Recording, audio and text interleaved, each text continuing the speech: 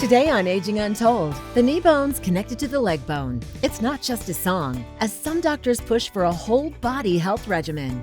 I always tell people that the only thing that's compartmentalized are the doctors. The body is not. We explore the benefits of this style of treatment and ways you can advocate for yourself. Plus, stranger danger may look different in our later years. They may opt to talk to everybody that calls. They're more trusting. We'll highlight the red flags caregivers should watch out for when protecting your loved ones. And later, trading a badge for a bagpipe. I just love it. It's a passion of mine. It's a lifetime of learning. How first responders are saving lives and keeping a musical tradition alive. Experts with advice and solutions. You're watching Aging Untold with Aging Well coach Catherine Ambrose, gerontologist Sam Craddock, aging expert Amy O'Rourke, and board-certified physician Dr. Ray Rogers. We're all getting older. It's about time we talked about it. Welcome to Aging Untold. When it comes to our health, we are more than just a collection of parts. When one system struggles, it can sometimes impact others. Dr. Ray, what's the benefit of looking at the body as one connected system rather than just individual problems? I always tell people that the only thing that's compartmentalized are the doctors. The body is not. So while we are sent to different specialists and all that, going thinking we're going to get something that's happening here, it's that system, it really can be coming from another system. And so that's the problem when we specialize everything and keep it all separate. And think of the symptoms that people have. What if the symptoms are not the problem? You know, what if your brain fog and your pain? What if that's your body having a language and trying to talk to you? Mm-hmm. You see, so if that's the language, then you have to figure out what it's saying. Mm-hmm. And it's the body talking, not the heart or the lungs, or it's all going together. So you can have one thing showing up as maybe I have brain fog, or maybe I have hormonal issues and symptoms and all that. And it may not be coming from where you think. A perfect example is the GI system. You know, if you have bad bacteria, too much of a good bacteria, then your gut is inflamed. You're not going to be able to absorb your nutrients. If you can't absorb nutrients, you can't make the hormones. And also your metabolism is off, your immune system is hit. So I get people coming to me to think that it's their hormonal issues and all that. It's really their gut. They can't make the things that they need because they can't make the nutrients. So you don't know where things are coming from. So you have to be a detective and keep looking. Yeah. You remember that kid's song? The knee bone's connected to the leg bone. Right. Yeah. And so my oldest boy, when he was like 3 years old, he had a dowel rod in his mouth and he fell. Oh my. And it ripped his tonsil out. He actually gave himself a tonsillectomy. So we ended up in stat flight, all this fun stuff. But several weeks later, we got up and he couldn't walk. He physically could not walk. And an infection from here had set into his hip joint. Yeah. And it took forever for the doctors to figure that out, that that's what had happened. And thankfully they did, and he's fine. But, you know, so many times we see the cardiologist will prescribe something and it's going to trash the kidneys, but that's not their piece in part. Or the nephrologist will prescribe something and it's going to affect this part. And we have to play it all together because we are a human being. And we have to teach people that. So many times, even as a gynecologist, when people would come to me, they would tell me their symptoms and things like that. And when I would start asking other things that had nothing, like, I didn't even think that had to do with that, with your field, so I didn't tell you. Mm-hmm. Wow. And you see an older person and they have more and more medical issues, and so they have more and more diseases, more and more diagnoses. So as you get older, it gets even more challenging to step back and say, all right, this is who I am, where did it start? And then who do I ask for that information? You know, there's functional medicine, you're brilliant. Doctors of osteopath, I don't know if they would be helpful. And then I think about, what does Medicare cover? What doesn't it cover? The issue is like the whole body as a system, but Medicare doesn't always support. They support disease, not the whole person. So Right. balancing the time and the energy around all those diagnoses with who can I help?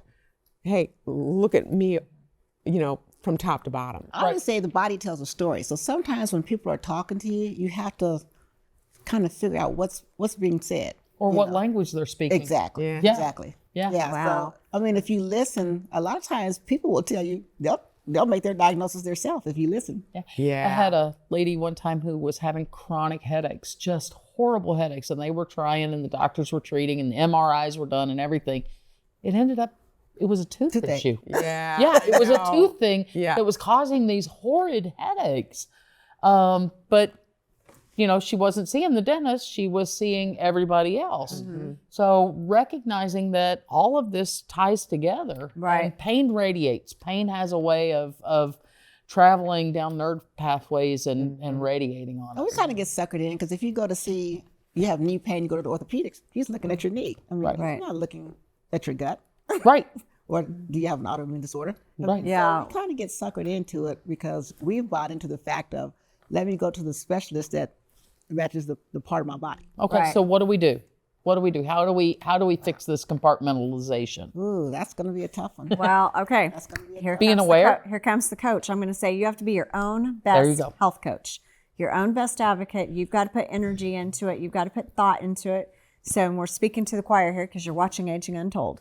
And so just stay curious, stay out of judgment, and don't think you know what it is or that maybe the doctor you talk to knows what it is for sure. Just stay curious, keep asking questions, keep looking for solutions, and just puzzle it out. Keep trying to puzzle it out because you could end up feeling better and it could be something that could be nipped in the bud. Yeah, And and right don't take, well, you're 85, what do you expect? Do not take that as an answer and a solution.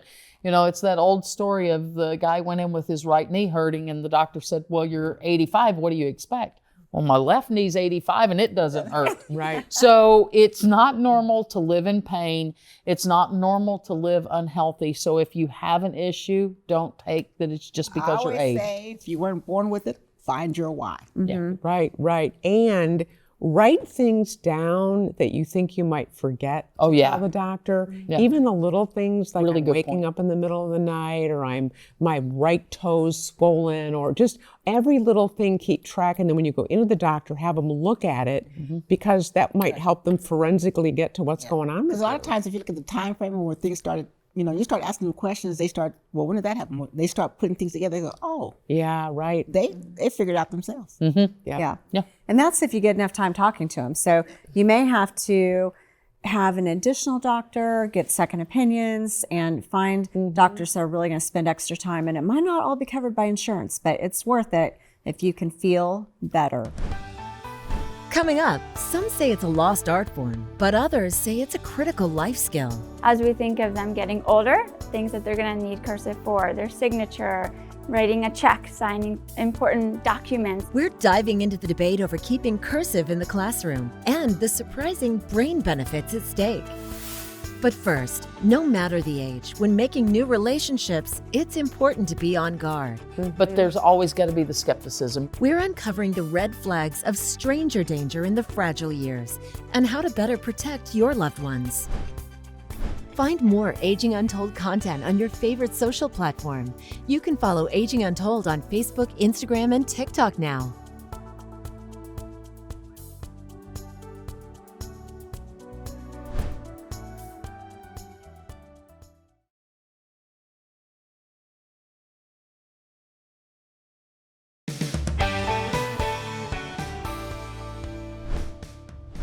Welcome back to Aging Untold.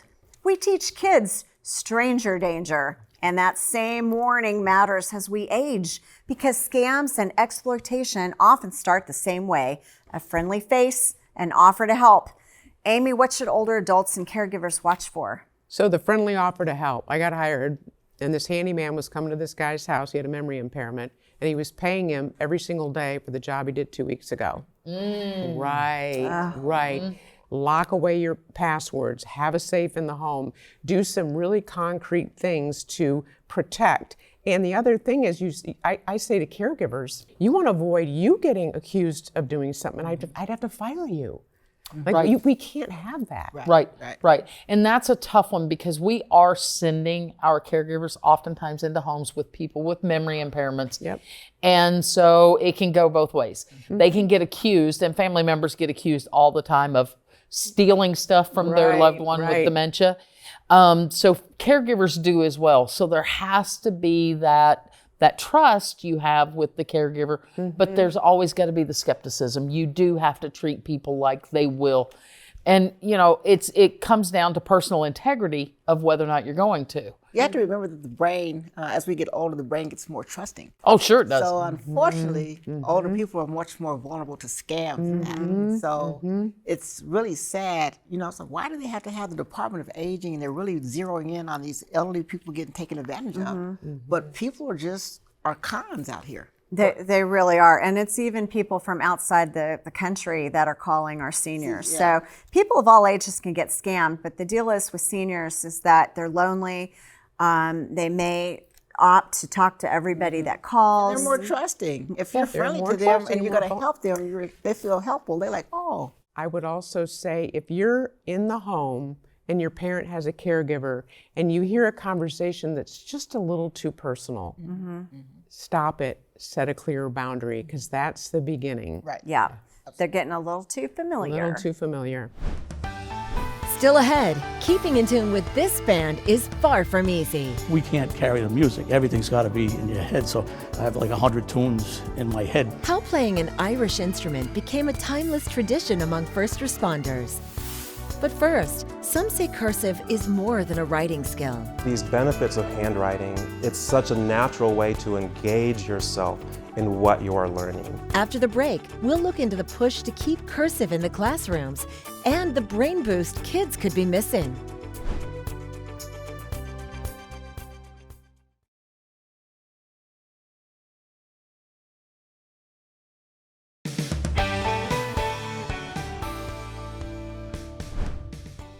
From signing a check to reading historical documents, cursive has long been a staple of American life.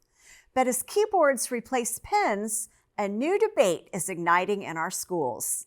Heather Graff brings you both sides of the issue happening across the country.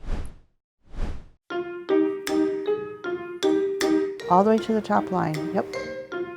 In some schools, like Greenbrier East Elementary in Fairfax, Virginia, That's excellent. teaching cursive to kids is the norm. It's different because there's like more steps to it. Cursive, there's like squiggles, there's like curves, not just like straight lines like print does. So it's a bit harder. 8-year-old Alina and her classmates still getting the hang of those loopy letters. And though they don't spend a huge amount of time on cursive within the larger curriculum, It's only about 10 minutes a week. Greenbrier's reading specialist believes it's important. As we think of them getting older, things that they're going to need cursive for, their signature, writing a check, signing important documents, anything like that. Plus, in Virginia, cursive is a required skill under the state's standards of learning. Keep going. But that's not the case everywhere. Frankly, it won't help them in the modern world. Carter Taylor is a third-grade teacher in Kansas City, Missouri, where cursive is not currently required. And the teachers union there hopes it stays that way. There are more minutes of curriculum than there are actual minutes in the classroom between writing, ELA, math, science, social studies. Now adding cursive, where am I even supposed to put it? Meanwhile, in other parts of the country, a bit of a cursive comeback is underway. What do you think is driving this resurgence of cursive in recent years? Dr. Robert Wiley is a cognitive psychologist and professor at UNC Greensboro, whose main focus area is the written language. In one study, his team found handwriting helped people learn better and faster when compared to separate groups trying to learn that same material through typing or watching videos. These benefits of handwriting, it's such a natural way to engage yourself in what you are learning. So you end up learning it a little bit quickly, you might memorize it a little more strongly, more brain regions are engaged. Even in schools where cursive is required, you can see here in Virginia how technology is now incorporated into the lesson. See how we stay under the dotted line? This teacher, working one-on-one with students who have pencils in hand, but laptops open as well. Did you watch the video? A modern twist And then there's a pencil. Mr. Pencil has arrived. on an age-old tradition. Cursive comeback, that's what we need. Yeah. And we've missed probably a whole generation that may not have learned it. But what they know now is that it's so good for your brain, and they'll say process your feelings in cursive. And so this is really important. And we've been doing cursive for hundreds of years. So I think it's important. And I love how the computer screen was teaching the children how to do it. How many people have you remembered that you wanted to write cursively like they did? My sister wrote like it was an art portrait. I mean, it was just beautiful. Yeah. And she was really, really smart, and she was a writer. Yeah. I think people forget, what do we look at with children? We can give them multiple languages to learn very quickly when they're younger, because they can engage and stimulate the brain and do all that. Good this point. Is, we give it to them when they're young because they can handle all of that. When we get older, it's harder and harder. Yeah. So whatever they started adding to get rid of it, they need to kind of look at and redo. Yeah. Right. So my children all went through a private school when they were young, and they were never taught to print. So from kindergarten on, they were taught cursive writing because the studies then showed the manual dexterity, not having to lift the pencil and the flow, actually worked better. So they had cursive writing and penmanship. We moved, and my oldest boy was in the 2nd grade, and his teacher in public school marked everything wrong because he couldn't print it. He wrote it in cursive, spelled perfectly right, but it was marked wrong because it wasn't in print. And so we've got these thought processes that are really interfering with actual teaching. Yeah. Well, we're so focused on STEM and leaving the A out, the A for art. Art. Art is our humanity. Yeah. We need music. We need physical education. Good. I think we Right. need We cursive. need it all. We need it all because we're holistic. Makes you well-rounded. Right. We're not compartmentalized. We need that whole thing going on in the brain. After the break, it's a tradition spanning nearly 2 centuries. Why these first responders are trading one uniform for another. You can watch Aging Untold anytime online. Go to aginguntold.com or subscribe to the Aging Untold YouTube channel for more.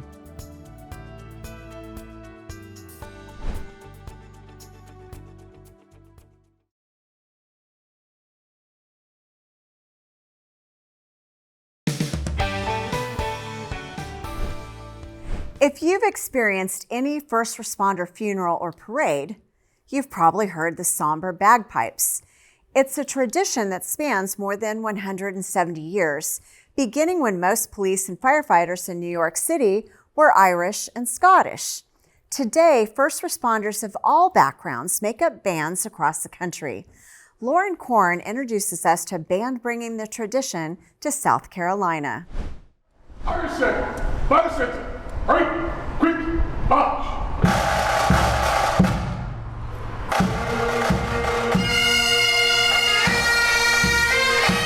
It's the soulful sound of the bagpipes, entwined with the beating of the drums, that gives these men and women one more reason to be proud to bleed red and blue. It's a wonderful group of people. We're a service band, which means made up mostly of fire and police. Firefighter Janine Shelley joined the Coastal Carolina Shields Pipes and Drums Band, playing pipes for the last 15 years. I just love it.